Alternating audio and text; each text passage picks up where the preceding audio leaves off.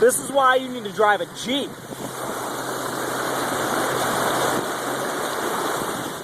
Right here.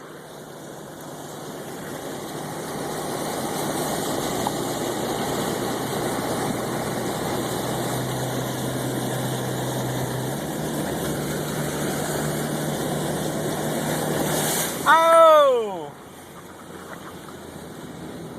I just got splashed a little there.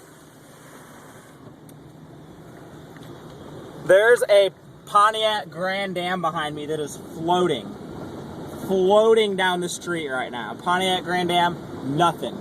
Jeep right here.